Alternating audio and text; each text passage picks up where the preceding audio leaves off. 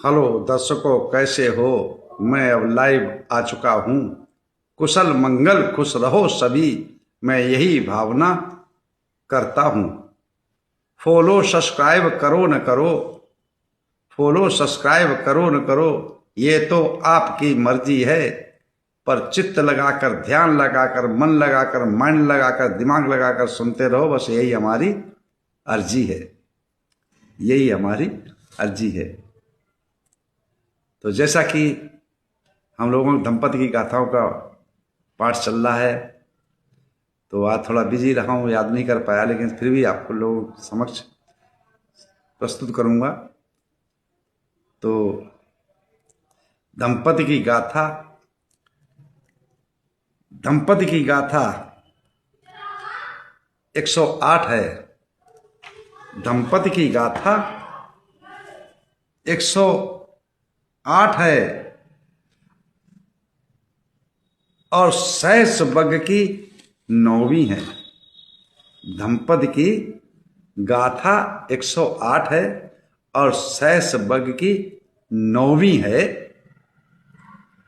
और वर्षों यज्ञ हवन करे, लेकिन सदाचारी का एक अभिवादन ही काफी है।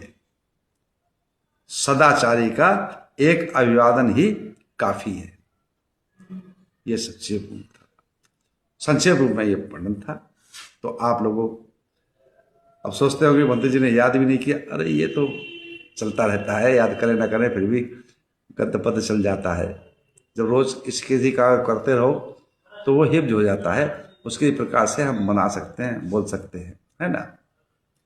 तो चलते हैं दंपति की 108वीं गाथा की तरफ।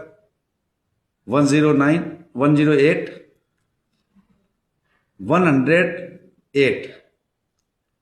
108वीं गाथा की तरफ, जो शेष बग की 9वीं गाथा है। तो इसमें कौन सी कथा है, कैसा, किस समय पर और कब और किसने क्यों कहा, तो तथागत शब्द इस समय क्यों कहा था। तो उस समय की घटना है जिस समय तथागत सम्यक संबुद्ध एवं मे सुतंग एकं समयं भगवा सावत्यं विहरति राजगृह वेणुवने कलंतक निभापे। ऐसा मैंने सुना, एक समय तथागत सम्यक संबुद्ध राजगृह के वेणुवनाराम में विहर रहे थे। उस समय की घटना है, उस समय की कथा है। जो उनके परम शिष्य थे सारिपुत्र, तो जैसा कि कल आप लोगों ने सुना 107वीं गाथा में, दंपति की 107वीं गाथा में, कि वो अपने भानज को समझाते हैं और बुला के ले जाते हैं भगवान बुद्ध के पास। वैसे ही सारिपुत्र एक दिन क्या हुआ कि चारिका करते करते और वो पहुंचते हैं अपने मित्र के यहाँ, जो उनका मित्र था। तो देखिए, सर्वप्रथम बात तो मैं इन कथाओं पे और गाथाओं पे बाद में चलता हूं, एक लौकिक बात कहता हूं जो आप लोगों को समझने लायक है और समझना चाहिए। जो समझ लेता उसका कल्याण होता है। कि अगर कोई सुख हमें प्राप्त होता है, जनरल भौतिक वस्तुओं में आ जाइएगा, लोकांतर में आ जाइएगा, लोगों के ऊपर आ जाइएगा, ग्रस्त में आ जाइएगा। चलो ग्रस्त की बात करते हैं कि अगर कोई सुख आपको प्राप्त हुआ या बहुत ज्यादा पैसे आ गए, धन आ गया, बहुत ज्यादा जमीन खरीद ली, बहुत ज्यादा वाहन हो गए, तो सर्वप्रथम आप किसको देंगे? अपने पुत्र पुत्री को, उनको खुश करेंगे। क्यों आप खुश हुए? तत्पश्चात जो आपके कुटुंबीजन है, परिवार के लोग हैं, भाई है, चाचा है, ताया है ना, इनमें करेंगे। अगर उससे भी धन की ज्यादा बढ़ोतरी हो गई तो आप यहाँ बंधुओं को, मतलब जो आपके बिरादरी के हैं, उनको दोगे। ये लौकिक बात कर रहा हूं। उससे भी ज्यादा हो गई, उससे भी ज्यादा हो गया तो किसको बांटेंगे? समाज को, क्षेत्र को, ब्लॉक को, फिर जिले को, फिर प्रदेश को, फिर देश को। ऐसे ही जब कुछ सुख की प्राप्ति होती है, अच्छी वस्तु की प्राप्ति होती है, मुक्ति की प्राप्ति होती है, तो बैरागी, एक ब्रह्मचारी, एक सन्यासी, एक ब्रह्ममय, ब्रह्मलीन, ब्रह्मभूत क्या चाहता है कि जो सुख हमें मिला, जो मुक्ति का मार्ग हमें मिला, तो हमारे सभी परिवारीजनों को, मित्रजनों को, रिश्तेदारों को, सबको ही मिले, वो सबको ही बांटता है। इसी प्रकार से जो उसका मित्र था सारिपुत्र का, तो वो उनके पास जाते हैं कि भाई मित्र कैसे छूट जाए। जाकर के पहुंचते हैं, भोजन कराता है, भोजन करने के पश्चात दंडवत प्रणाम करता है, तो पुण्यानुमोदन होता है। फिर पूछते हैं सारिपुत्र, मित्र ये तो बताओ कि आप किसी का अभिवादन, प्रार्थना या वंदन या अभिनंदन करते हो कि नहीं करते हो? किसी को प्रणाम करते हो नहीं करते हो? किसी की पूजा करते हो नहीं करते हो? तो क्या कहता है उनका मित्र? हाँ मित्र, मैं करता हूं, सालों सालों, महीने महीने, हर महीने यज्ञ करता हूं, हवन करता हूं। तो सारे पुत्र खुद तो ना समझा करके उसको कहते चलो मेरे साथ चलेगा, तो हाँ कर देता है। मित्र तो मित्र होता, बचपन का साथी था। चल देते हैं और जाकर के पहुंचते हैं वृंदावन राम में, तो सारे पुत्र जो है पूरी दृष्टांत को तथागत सम्यक संबुद्ध बताते हैं। तो उसी समय तथागत सम्यक संबुद्ध कहते हैं इस गाथा को, कौन सी गाथा को? 108वीं गाथा, 108। तो क्या कहते हैं? यंकिंच इठं चाहुतं च लोके संवत्सरं यजेथ पुण्यपेको सबं पितंना चतुभागमेति अभिवादना उज्जुगते सुसेयो।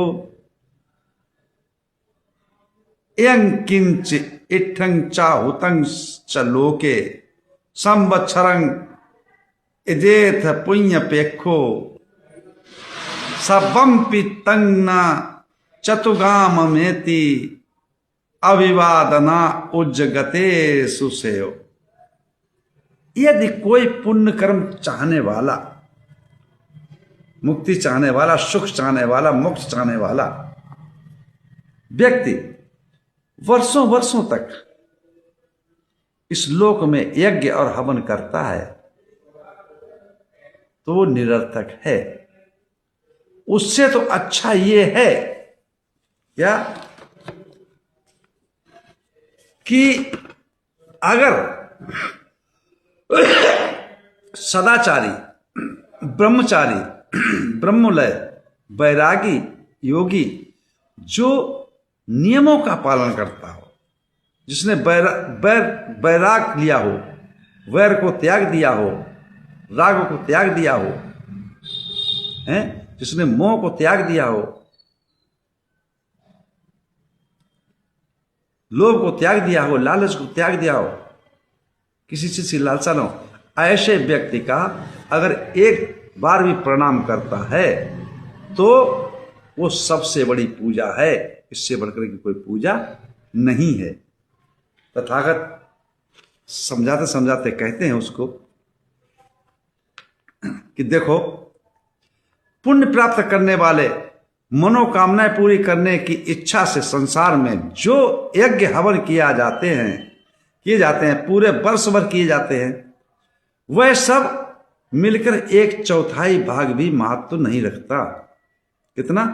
1/4 भी महत्व नहीं रखता। 1/4 फल के बराबर भी नहीं होता। चौथे फल बराबर भी नहीं होता। जितना कि सरल स्वभाव वाले, निर्मल चित्त वाले व्यक्ति की विशेषता है, उसके गुण स्वभाव है, इसलिए ऐसे व्यक्ति का एक बार का अभिवादन ही सर्वश्रेष्ठ है, महाफलदायी है। वर्तमान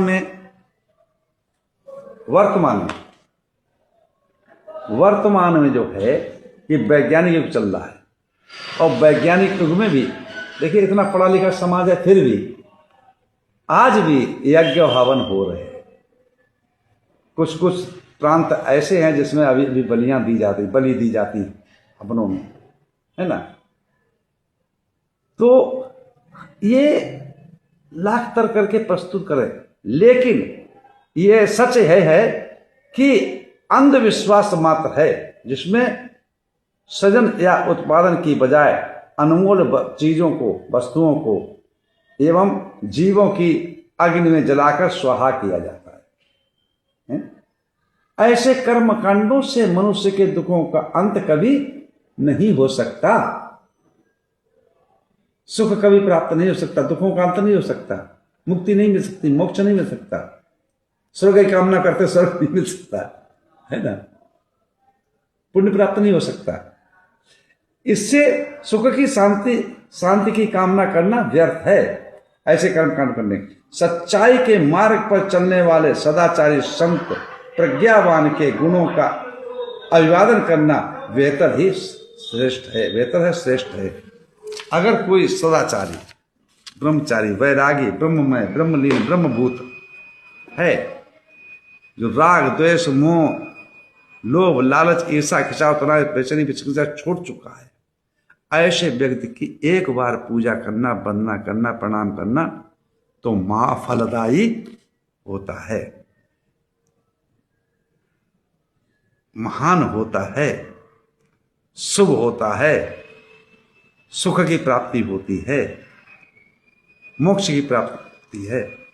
इसी साथ मैं अपनी वाणी को विराम देता हूँ। आप सब लोगों को मंगल हो, कल्याण हो, सुखी जीवन हो, निरोगी काया हो, दुख दूर हो जाए, सुख से वास करो, हमेशा प्रसन्न रहो। आप सब लोग